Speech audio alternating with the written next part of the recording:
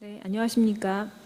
저는 이번 코비드-19을 계기로 천재지변 혹은 코비드-19과 같은 전염병이 발생을 할 때 회계적으로, 감사적으로, 그리고 제도적으로 어떠한 사항들이 고려되어야 하고 지금 상황이 저희에게 어떤 시사점을 주는지에 대하여 말씀을 드리도록 하겠습니다. 세 가지로 나누어서 발표를 하겠습니다. 우리나라에서는 2020년 2월 중순 대구에서의 발생을 계기로 상황이 악화가 됐습니다. 다행히도 이 시점은 대형 상장사에 대한 현장 감사는 대부분 마무리가 된 시점이었습니다. S&P는 2020년 세계 경제의 성장률을 마이너스 2.4%로 하향 조정 발표했습니다. 이와 같은 경기의 악화는 기업의 미래 사업 계획에 악화를 가져오고 또 자산 가치를 하락시킵니다. 그리고 이것이 종료되기 전까지는 기업의 여러 추정치에 대한 불확실성이 존재합니다. 이와 같은 상황에서 저희가 발생하리라고 예상되는 이슈를 좀 정리를 해보면 코비드-19의 영향을 재무제표에 어떻게 그리고 어느 정도 반영해야 할 것인가에 대한 고민을 기업은 하게 될 것입니다. 또 코비드-19으로 인해서 실사나 재고 조회와 같은 감사 절차 수행 시 반드시 수행해야 되는 절차를 할 수 없을 경우에는 감사 의견을 어떻게 표명해야 되는지, 또 일정 기간 동안 재택근무라든지 봉쇄로 인하여 내부 통제가 작동하지 않았을 경우에 내부회계관리제도에 대한 감사, 또 재무제표에 대한 감사를 어떻게 수행해야 되고 어떤 영향을 미치는지에 대한 고민을 하게 될 것입니다. 우리나라를 포함한 많은 나라의 금융당국은 감사보고서나 사업보고서의 제출기한을 연장하는 조치를 발표했습니다.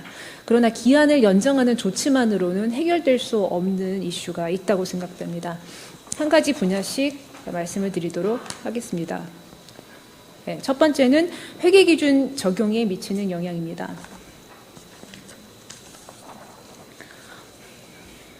천재지변 혹은 코비드-19과 같은 상황이 발생했을 때 기업의 여러 이해관계자들에게 영향을 미치고 관련된 기준서의 적용에 있어서 고민을 하게 됩니다. 대표적으로 고객과 관련해서는 고객의 신용 위험이 증가하기 때문에 기대 신용 손실을 측정하는 방법론이나 변수에 영향을 미치게 됩니다. 또 수요가 감소하고 영업이 중단됨으로써 사업용 자산의 손상을 갖고 오고 또 재고 자산에 대해서도 충당금 설정에 고려를 해야 합니다. 또 리스 제공자로서 혹은 리스 이용자로서 기업은 계약을 맺고 있을 텐데 리스료의 면제나 할인과 같은 사항들이 발생하고 있습니다. 이것이 리스 계약의 변경에 해당되어서 자산과 부채를 다시 측정해야 되는 이슈인지에 대한 판단이 필요합니다. 또 주주 등 기타 재무정보 이용자들이 관심을 갖고 있는 기업이 보유하고 있는 자산에 대한 공정가치의 측정, 미래 현금 흐름의 추정에 불확실성이 존재하고 변동성도 크게 있게 됩니다. 이와 관련하여 어떠한 공시로서 이러한 변동성이 갖는 위험, 불확실성이 갖는 위험을 보완해야 할지에 대한 이슈가 있습니다. 또 낮은 조업도로 인해서 고정제조 간접비가 과도하게 재고자산에 배부되지 말아야 합니다.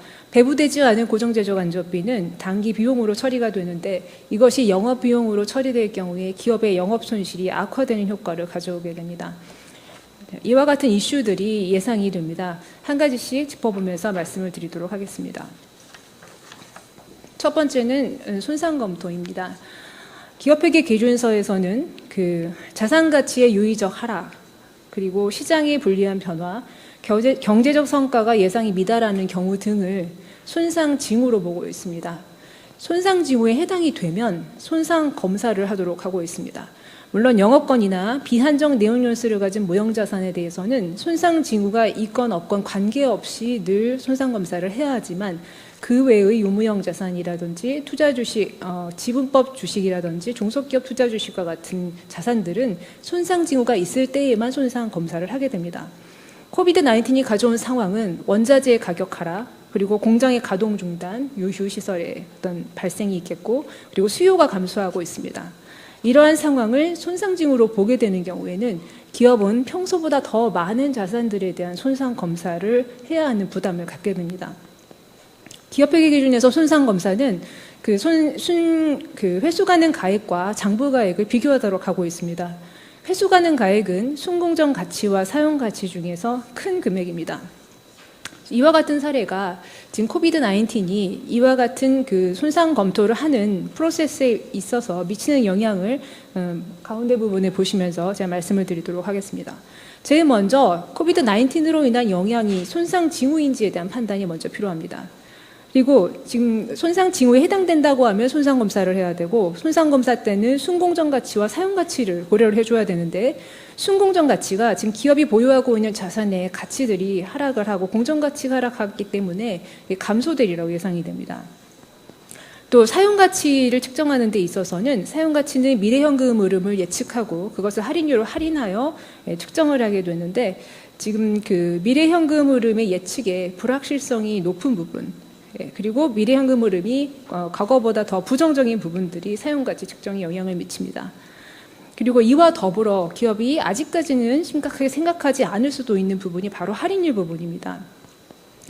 사용 가치를 측정할 때 미래 현금 흐름을 예측하고 그것을 할인율로 할인을 해야 되는데, 할인율이 증가를 하면 사용 가치가 감소를 하게 됩니다. 할인율은 자기 자본 비용과 타인 자본 조달 비용을 가중 평균해서 사용을 합니다. 자기 자본 조달 비용의 경우에는 그 무위험 이자율 더하기 시장 위험 프리미엄과 그 주가 변동성을 나타내는 베타를 곱해서 산출이 됩니다. 무위험 이자율은 지금 시장 이자율이 낮아지고 있기 때문에 소폭 감소하는 효과가 있지만, 그리고 베타 같은 경우에는 다른 기업 대비하여 우리 기업의 주가 변동성을 나타내기 때문에 회사마다 다를 수 있습니다. 그러나 문제는 시장 위험 프리미엄이 전기 대비해서 많이 상승하고 있다는 점입니다.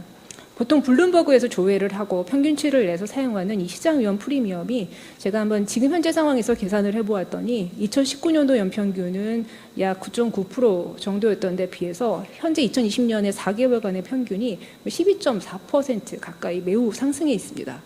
이런 상황에서는 2019년도와 동일한 미래 현금 흐름을 추정했다 할지라도 할인율 증가로 인해서 손상이 발생하게 되고, 이런 경우에 기업은 동일한 미래 예측치의 손상이 발생하기 때문에 굉장히 납득하기 힘들어하는 그런 상황이 발생할 수 있고, 또 미래 현금 흐름을 더 공격적으로 추정하고자 하는 요인을 가져오게 됩니다.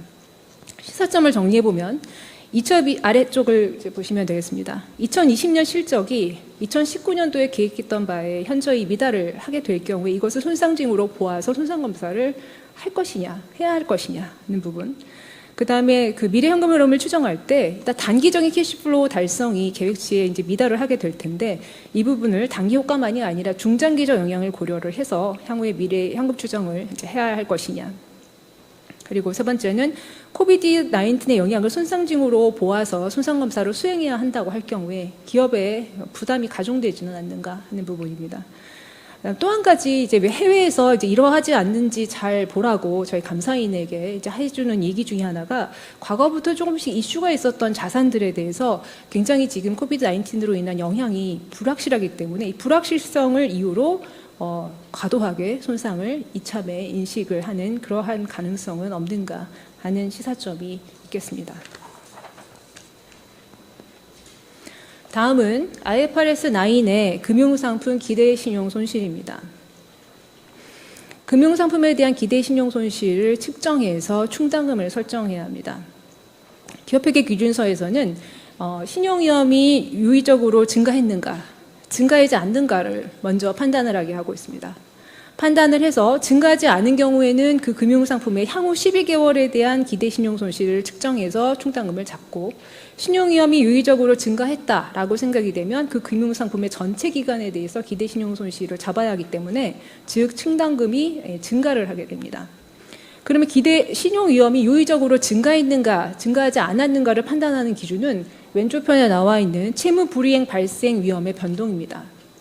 이건 연체 정보라든지 미래 전망 정보라든지 신용 위험 등급의 변동이라든지 이와 같은 것들을 고려합니다. 지금과 같은 상황에서 많은 기업이 연체도 될 수 있고 신용 위험도 하락될 수 있고 이런 상황 속에 있습니다. 그랬을 때 이것을 신용 위험이 유의적으로 증가했다고 봐야 한다고 판단한다면 기업은 더 많은 충당금을 설정해야 되고, 금융기관과 같은 경우에는 큰 영향을 미치게 됩니다.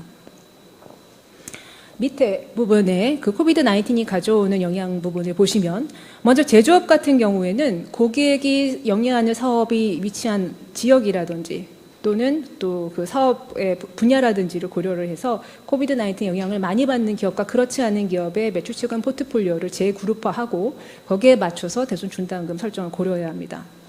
금융업 같은 경우에는 대출에 대한 만기 연장 등 경감 조치가 지금 많은 나라와 또 많은 나라에서 이루어지고 있는데 이때 어떤 채무자에게 일괄적으로 이러한 만기 연장이나 유예가 제공된 경우가 있을 수 있고 혹은 특정 집단에만 제공된 경우도 있을 수 있습니다. 특정 집단에만 제공이 됐을 때 이것을 그 집단에 대해서는 그 신용 위험이 유의적으로 증가했다고 봐야 하느냐의 이슈가 있을 수 있습니다. 밑에 시사점을 보시면 현재 지금 우리나라는 중소기업과 소상공인에 대해서는 신청을 한 경우에는 만기를 연장해주는 제도가 시행 중입니다. 이때 이 신청한 그룹에 대해서는 신용위험이 유의적으로 증가했다고 봐야 하는지에 대한 이슈가 있을 수 있습니다. 또 신용위험 충당금을 그럼 더 설정하고자 하는 경우에도 지금과 같은 상황이 굉장히 드물고 또 과거에 어떤 유사한 사례가 없고 향후 전망이 불투명하고 또 여러 경제 주체들이 각각 다른 전망을 내놓고 있는 이런 상황에서 또 충당금을 어느 정도로 그 미래 전망에 대한 추정을 갖고 쌓아야 하는지도 또 이슈가 되겠습니다.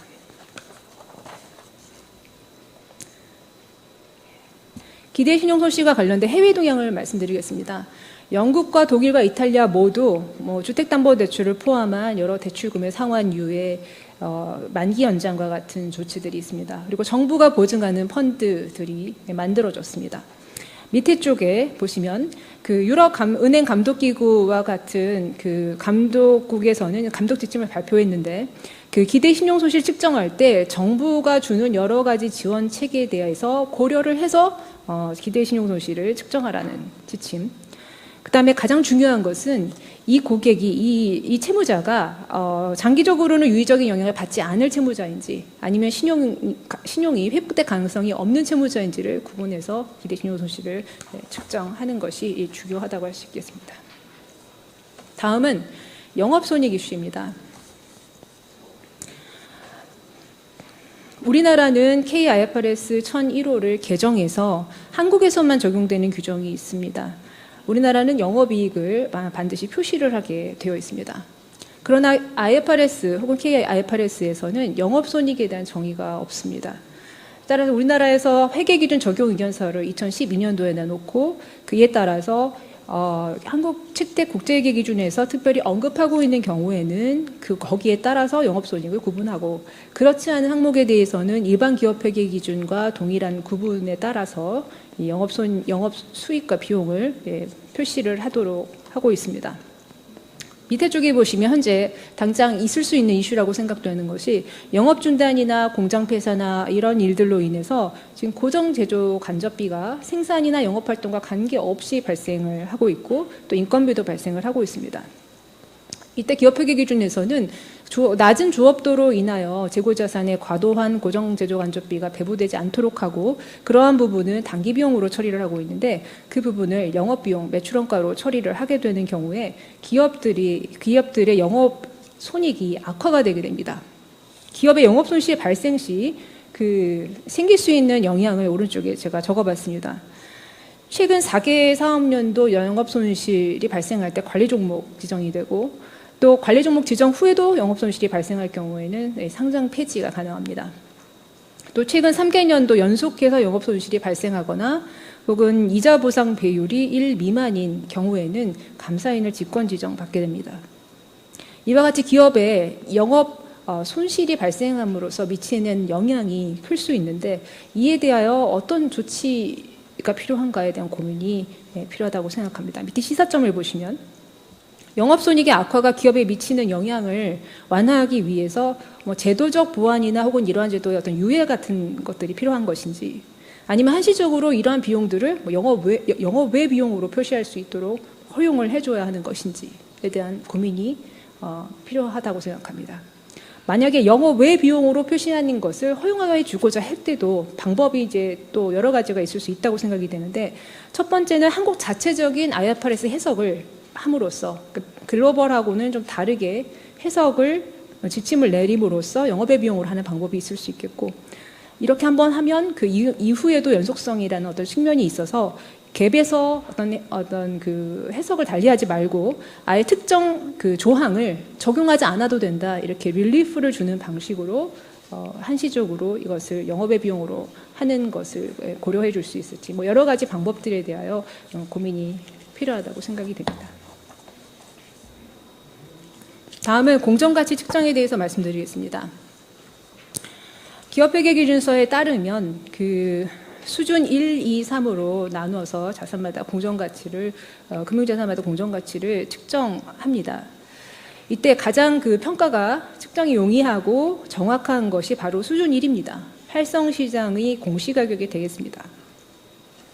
중간 부분에 지금 상황이 야기한 문제점을 한번 보시면, 코비드-19과 같은 상황에서 활성시장의 공정가격이라는 것이 뭐 주식 같은 경우에 주식시장의 가격임에도 불구하고 매우 변동성이 크고, 지난 보고기간 말의 평가금액과 이번 보고기간 말의 평가금액의 차이가 매우 크고, 보고기간 말을 기준으로도 앞뒤로 변동성이 큰 이런 상황에서 공정가치 측정이 유용한 것이냐라는 어떤 의구심이 있습니다. 또 이것을 적용을 안 할 수는 없기에 측정을 했다라고 했을 때, 그럼 이 변동성이 기업의 재무제표에 주는 어떤 민감도 분석이나 기타 공시의 중요성이 굉장히 커졌다라고 판단이 됩니다. 이와 연관해서 계속 말씀을 드리면, 지금 IFRS 4를 적용하고 있는 보험회사 같은 경우에는 IFRS 17을 도입하기 이전에는, 다른 기업들은 다 이미 IFRS 9을 도입을 했지만 여기는 도입을 하지 않고 IAS 39, IFRS 9의 기존 종전 규정을 적용할 수가 있습니다. IAS 39를 한번 참조를 해서 말씀을 드리면, 그 윗부분에 말씀드리겠습니다. IAS 39에서는 그 당기손익 인식 항목을 다른 범주로 재분류할 수 있는 그 조건을 주고 있습니다. 즉 당기손익 인식 항목이라고 하면 공정가치가 변동되는 그 금액이 모두 다 당기손익으로 들어가야 되는 그런 자산을 의미합니다. 이것을 두 가지 조건이 충족되어야 합니다. 단기간 내 기업이 매각할 목적이 없으면서 동시에 드문 상황일 때 이 조건이 충족이 되면 당기손익 인식 항목의 자산을 매도 가능 금융자산이라든지 만기보유 금융자산으로 자산을 재분류할 수 있습니다. 이것이 갖는 의미는 기존의 공정가치 변동분을 모두 당기손익으로 인식해야만 했던 것에서 다른 범주로 재분류함으로써 공정가치 변동을 OCI, 기타 포괄손익으로 인식할 수 있는 길이 있다는 것입니다. 그럼 기업은 공정가치 변동으로 인해 기업의 손익이 크게 변동되는 부분을 완화할 수 있습니다. 중간을 보시면 코비드-19로 인해서 금융상품의 공정가치가 매우 크게 변동하고 있으므로 기업은 이 당기순이익 인식 그 항목을 다른 범주로 재분류하고자 하는 요인이 크게 기업에게 있을 거라고 예상이 됩니다. 그런데 이와 같은 것을 적용할 수 있는 회사는 지금 현재는 보험회사밖에는 없습니다. 그리고 과거의 사례를 보면 2008년 금융위기를 드문 상황이라고 보아서 이것을 다른 범주로 재분류를 했었던 사례가 있습니다. 따라서 밑에 시사점을 보시면 코비드-19을 드문 상황으로 판단을 해서 보험회사 같은 경우에는 공정가치 변동으로 인한 손익의 악화를 완화할 수 있겠다라는 것이고, 그러나 다른 기업들은 적용이 불가능하다.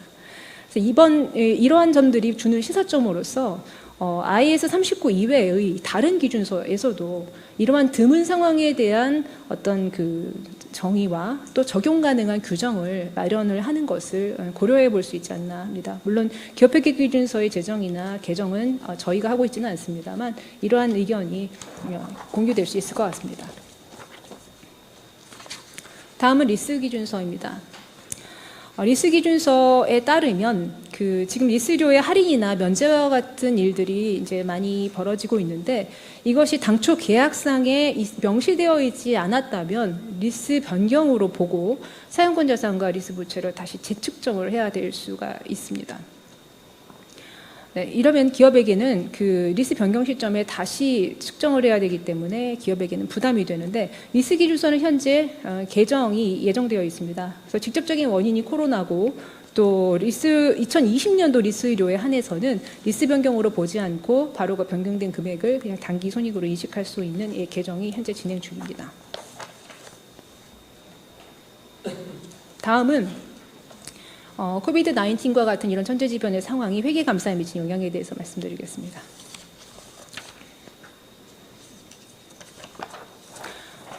먼저 지금 보시는 내용은 감사의 전반적인 절차와 흐름입니다.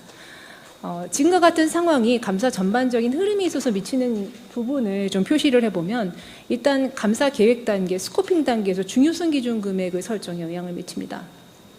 그리고 기업의 내부 통제가 일시적으로 제대로 운영되지 않았던 시기가 있을 수 있기 때문에 이 통제 테스트에 영향을 미치고 통제 테스트에 의존을 해서 그 실증감사 절차를 설계를 하기 때문에 통제 테스트가 제대로 이루어지지 않은 기간의 어떤 실증감사 절차의 수행에도 영향을 미치게 됩니다. 또 통제 테스트는 내부회계관리제도에 대해서 감사를 받는 회사의 경우에는 내부회계관리제도 감사 의견에도 또 영향을 미칠 수 있습니다. 한 가지씩 살펴보겠습니다. 먼저 중요성 기준입니다. 현재 감사 기준서에 따르면 법인 세전 이익을 포함해서 매출액 또 매출 총익과 같은 여러 지표들의 일정 %로서 중요성 기준 금액을 설정을 합니다. 그러나 많은 기업들이 이용하는 것이 세전 이익의 특정 %입니다. 지금과 같은 상황에서 세전이익과 매출액이 크게 감소될 것으로 예상이 되고 그 감소된 세전이익과 매출액을 기준으로 중요성 기준 금액을 설정을 하게 되면 감사 범위가 중요 계정도 늘어나고 감사 범위도 늘어나고 샘플 수도 늘어납니다. 또 연결 재무제표 같은 경우에는 반드시 테스트해야만 되는 자회사의 범위도 늘어나게 됩니다. 그리고 궁극적으로는 감사 의견을 표명하는 그 기준이 중요성 기준 금액이기 때문에 감사 의견의 변형 가능성도 높아지게 됩니다. 이렇게 기업에게도 감사인에게도 부담이 되고 감사인의 책임은 가중이 되고 또 감사 의견이 변형이 되어서 여러 이해관계자들에게 영향을 미칠 수 있는 중요한 부분이 이 코비드 19으로 인해서 영향을 받게 됩니다. 감사기준서에서는 그 예외적인 증감이 있을 때는 그거를 조정을 해서 정상적인 수준으로 조정을 해서 중요성 기준 금액을 설정을 하게 되어 있긴 합니다만 지금 상황이 완전히 종료되기 전까지는 이것이 언제까지 이 상황으로 이렇게 갈지에 대해서 예측을 하기가 힘들기 때문에 어느 정도를 정상적인 수준으로 보기가 상당히 판단이 어려울 것 같습니다. 그래서 올해는 이 부분에 대해서도 지금 상황이 계속된다면은 이 이슈가 있을 것 같습니다. 두 번째는 통제 테스트입니다. 중간을 한번 보시면은 코비드 19으로 인해서 재택근무를 한 경우, 그래서 내부 통제가 설계된 대로 운영되지 않은 경우, 특히 업무 분장이 제대로 이루어지지 않은 상황들이 발생을 했으리라고 예상합니다. 네, 그래서 특정 기간에 대해서는 내부 통제가 유효하지 않다고 판단될 가능성이 있습니다. 그리고 이러한 미비점이 기말까지 보완이 되었을 수도 있고 보완이 되지 않았을 수도 있을 것입니다. 이 부분이 보는 시사점을 한 말씀들을 드려보면 먼저 재무제표 감사의 경우에는 내부 통제나 업무 분장이 이루어지지 않은 기간에 대해서는 그 실증감사 절차를 확대를 해서 수행해 줘야 됩니다. 더 많은 샘플을 뽑아야 되고 더 확대를 컨트롤에 릴라이하지 않는 그런 그 감사 전략으로 변경을 해야 합니다. 내부회계관리제도 감사는 기본적으로 기말 시점이 유효한지 아닌지에 대한 감사 의견입니다. 따라서 기중에 유효하지 않았던 시점이 있었다 할지라도 기말까지 치유가 됐다면 보완이 됐다면 감사 의견은 제시가 가능할 수도 있습니다. 특히 지금과 같은 상황이 내부 통제 설계에 있어서 주는 시사점이 저는 있는 것 같습니다. 두 가지 정도 있는 것 같습니다. 첫 번째는 그 전사적 그 통제에 있어서 엔터티 레벨 컨트롤에서의 리스크 어세스먼트 부문이 강화가 돼야 되겠다. 그러니까 지금과 같은 유사시에 기업이 갖게 되는 어떤 자금적 상황, 재무적 상황, 영업의 상황에 측정하고 거기에 대응하는 그 내부 프로세스를 강화를 할 필요가 있다는 점. 두 번째는 지금 컨틴전시가 발생을 해서 여러 내부 통제를 지키지 못하는 그런 상황들이 발생을 하는데 이런 비상 상황 시에 그 최소한의 업무 분장은 갖출 수 있는 그런 내부 통제를 회사가 미리 설계를 해두고 이런 상황에 적용하는 것을 고민해 볼 수도 있겠습니다.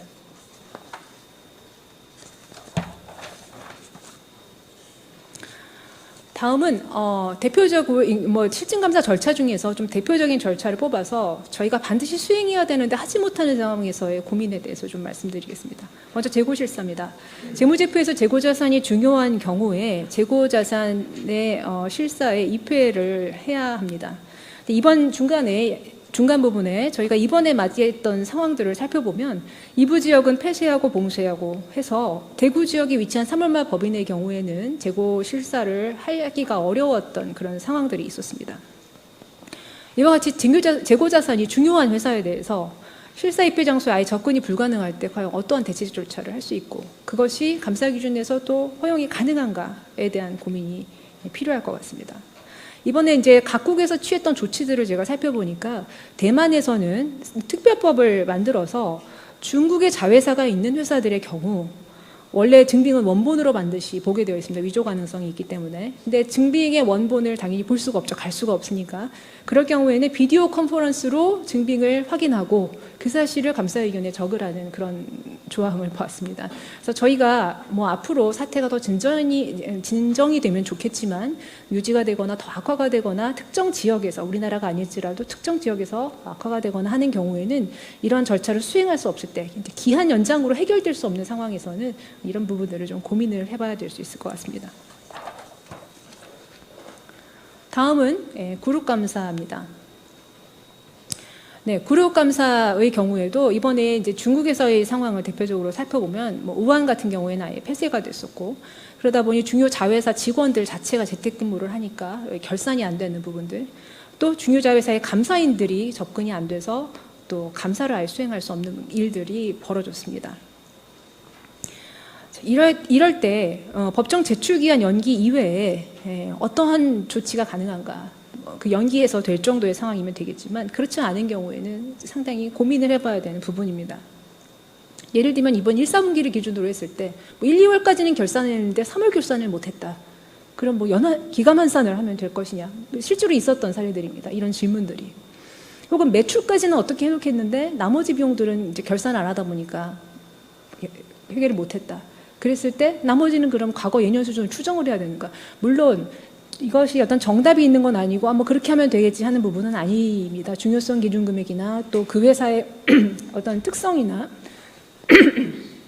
비즈니스의 성격이나 이런 것들을 다 봐서 고려를 해야겠지만 실제로 이런 상황들이 벌어질 수 있다는 것입니다. 그런데 그 저희가 자회사가 이제 비중이 큰 경우에는 풀스코프로 보고 본사와 똑같은 감사 절차를 이제 우리가 취하든 자회사의 감사인이 취하든 했어야 되는데 이때 대체적 절차도 수행이 불가능하며 사실상 감사 의견에 영향을 미칠 수밖에 없습니다. 그래서 이런 자회사들에 대해 결산이나 감사가 아예 불가능한 경우에 감사 의견을 어떻게 해야 되는가 또 감사 의견을 변형할 수밖에 없다면 또 거기에 대해서 어떤 조치들을 해줘야 되는가에 대한 고민이 기말 감사를 앞두고 이제 필요한 부분이라고 생각합니다.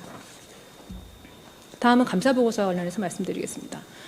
현재 캠이 의무적으로 시행되는 기업들이 많은데 지금 코비드-19과 같은 상황은 종전과는 더 많은 종전보다 더 많은 캠 항목이 식별되어야 하고 또 종전과는 좀 다른 항목이 식별되어야 한다고 생각됩니다. 특히 추정과 관련된 계정들이 많이 다뤄져야 한다고 생각합니다. 또 계속기업 전제의 유의적인 불확실성이 있는 경우에는 이와 같은 경우도 캠에 포함되어야 된다고 생각됩니다. 그리고 재무제표의 공신의 후속 사건과 천재지변으로 인한 영향을 저희가 지금 다 측정해서 반영할 수가 없을 수 있는데 이런 중요한 불확실성을 강조하기 위한 강조사항을 기재해야 합니다. 그리고 감사 의견에 대체적 절차도 수행할 수 없는 경우 또 추정에 대한 어떤 자료가 부적절한 경우에는 감사 의견의 변형도 예상이 됩니다. 다음은 마지막으로 제도 측면의 고려사항에 대해서 말씀드리겠습니다. 코비드-19과 관련해서 여러 나라들에서 여러 조치들이 나왔습니다. 좀 대표적인 것들을 말씀을 드리면 먼저 영국에서는 상장 기업에 대한 감사 보고서 제출 기한 2개월 연장, 또 유한 회사들에 대해서도 패스트 트랙을 통해서 자진 신청을 통해서 3개월까지 연장 가능과 같은 조치가 있었고, FRC는 감리를 1개월간 중지하겠다. 그리고 연기와 축소를 하겠다는 발표를 했습니다. 그리고 담당 파트너의 교체 기간이 영국 같은 경우에 의무적으로 5년이 지나면 담당 파트너를 교체해야 합니다만 이거를 감사위원회가 승인한다면 7년까지 그러니까 새로운 파트너가 와서 또 기업에 어떤 부담이 되거나 기업에 대한 이해에 더 많은 수고가 들어갈 수 있기 때문에 이런 부분에 대한 연장의 조치가 있었습니다. 미국 같은 경우에는 SEC에서 감사보고서 제출 기한을 7월 1일까지로 연장을 해주었습니다. 또 PCAOB는 모든 해외 출장 업무를 감리와 관련해서 모든 해외 출장 업무를 금지하고 미국 내 회사를 감리할 경우에도 원격으로 수행하는 것을 원칙으로 하고 있습니다. 그리고 미국에서 갭과 관련해서 아까 제가 말씀드린 것처럼 갭은 놔두고 특정 갭을 릴리프해주는 뭐 그런 방안도 고민될 수 있다고 했는데 그 미국 같은 경우에는 2020년 물론 US 갭입니다. IFRS가 아니라 2020년 3월 27일부터 적용 예정이었던 그 IFRS와 같은 기대 신용손실 모형의 도입을 연기를 했습니다. 그래서 아까 그 IFRS가 갖고 있는 부담을 줄여주기 위한 것입니다. 그리고 한국 같은 경우에도 사업보고서와 분반기 보고서의 제출 연장이 있었습니다. 그리고 상장 규정을 개정해서 그 사업보고서 제출이 불가피하게 지연되는 경우에 뭐 관리 종목으로 지정되고 상장 폐지 등이 되는 이런 시장 조치를 유예하는 근거를 한국에서도 마련을 했습니다. 제도적 측면에서 고려해야 할 사항, 뭐 지금 상황이 될 수도 있고 앞으로 이것이 진정되지 않고 또 기말까지 가는 상황도 될 수가 있습니다. 고려되어야 할 사항에 대해서 좀 말씀을 드리면 먼저 감사보고서 등의 법정기한 연기입니다. 현재 우리나라에서는 감사보고서, 사업보고서 제출 연기는 가능합니다만 일단 신청을 하고 신청을 검토를 해서 승인하에 연기가 되는 방식입니다. 그러나 뭐 사태가 더 진정되지 않고 계속되고 혹은 악화된다면 다른 나라의 사례를 참조해서 기업이 자율적으로 그냥 공시하고 특정 기한 내에 연기를 할 수 있는 그런 제도도 고민할 수 있다고 생각됩니다. 또 하나는 감사보고서의 발행이 지연되게 되면 지금 감사인 선임 기한이 과거 대비해서 더 빨라져 있는 상태인데 감사보고서 발행이 지연될 때는 감사인 선임 기한도 함께 연기가 되어야 될 필요가 있다고 생각됩니다.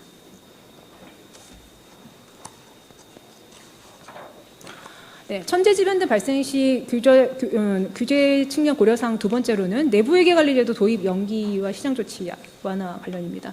내부회계관리제도 감사가 지금 2020년도에 도입되는 회사가 자산 5천억에서 2조 미만의 상장사들이 2020년도에 내부회계관리제도 감사를 받아야 됩니다. 현재 업무 분장도 어려울 수 있고 내부회계관리제도 운영 자체도 어려울 수 있기 때문에 현재 진행 상황을 보고 올해부터 도입을 하는 것이 가능한 상황인지 아니면 연기를 해줄 필요가 있는지에 대한 고려가 필요하다고 생각합니다. 오른쪽에 보시면 감사보고서의 의견이 변형될 때 제재가 있습니다. 여러 상장 폐지, 관리 종목 지정, 감사인 지정과 같은 제재 조치가 있습니다만 지금 코비드-19으로 인한 감사 의견 변형이 더 많이 있을 거라고 예상되는 상황입니다. 이와 같은 조치에 대한 유예가 필요한지에 대한 고민이 필요하다고 생각합니다. 다음은 마지막으로 감리 시기와 변경에 대한 겁니다. 2020년 4월 13일에 물론 운영 계획이 발표되었고 그 실시 계획에 대해서 변경이 될 수 있다라는 그런 부분은 있었습니다만 아직 구체적인 일정은 나오지가 않았습니다. 오른쪽에 보시면 코비드-19는 여러 가지 과거보다 더 많은 회계 이슈가 감사 이슈가 있을 거라고 예상이 됩니다. 유동, 비유동 분류 적절성, 또 구조조정 충당부채 등 충당부채들 그리고 M&A나 매각이 많아질 거라고 예상되기 때문에 중단 영업 손익의 구분과 표시 그리고 관계기업, 종속기업 투자자산의 손상 유무형 자산, 영업권, 사용권 자산 등의 손상 등 정말 많은 이슈가 평소보다 더 많이 있으리라고 예상되는데 회사 감사인이 이 회사는 여기에 대한 근거를 마련하는데 추정들이 많이 들어가기 때문에 어려움을 겪을 거고 감사인은 감사를 하는데 어려움을 겪게 될 것입니다. 여기에 더 많은 집중이 필요한 한 해입니다. 그래서 감리의 일정과 범위에 대해서 다시 한번 고려가 되어야 될 필요가 있다고 생각합니다. 네, 지금까지 세 가지 분야에 대해서 이번 코비드-19을 계기로 어떠한 영향들이 저희에게 있을 수 있고 또 사전에 고려되어야 되는지에 대해서 말씀드렸습니다. 앞으로 이 상황이 지속되거나 혹은 악화될 경우를 대비해서 미리 발생 가능한 이슈를 예상하고 사전에 대비를 할 필요가 있다고 생각됩니다. 네, 감사합니다.